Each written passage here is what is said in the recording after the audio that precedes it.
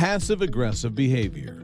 Groupthink often goes hand in hand with passive-aggressive behavior, a pattern of hidden opposition to a person or point of view that is often voiced in private. People engage in passive-aggressive behavior to avoid directly communicating their real feelings while also trying to undermine opposing points of view. Passive-aggressive behavior also includes showing up late for meetings or remaining silent but opposed to seemingly agreed-upon action plans.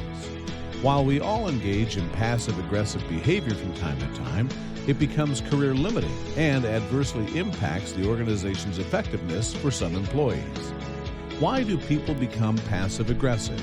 Typically, patterns get established during childhood and become hard to drop as adults. Like groupthink, passive-aggressive behavior exists in companies where expressing disagreement is socially unacceptable and frowned upon. It stems from discords about interdependency, control, and competition. For many people, passive-aggressive behavior is convenient and easier than being assertive. The behavior feels safer than outright confrontation. After all, revenge is sweet, especially if you do not suffer any consequences. Employees seldom get reprimanded or called out for passive aggression. For managers, it can sometimes be difficult to detect because skilled employees purposely cover their tracks. Unfortunately, passive-aggressive behavior frequently works. In a way, a vulnerable person can level the playing ground. It's obvious that passive-aggressive behavior can hurt organizational effectiveness and morale. The good news is it can be reduced, if not eliminated, from most work teams. So, how do you deal with passive-aggressive behavior?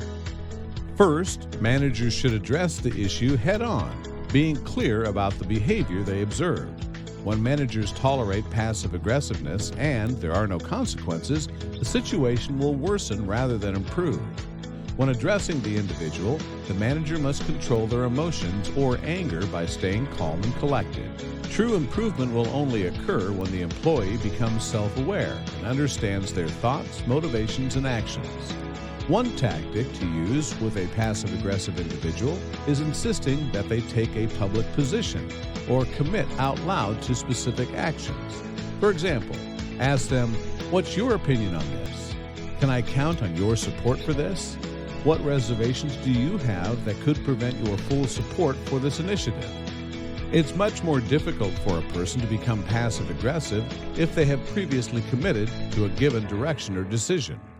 When you find an employee being passive-aggressive, ask questions to help the individual understand the full ramifications of their passive-aggressive behavior.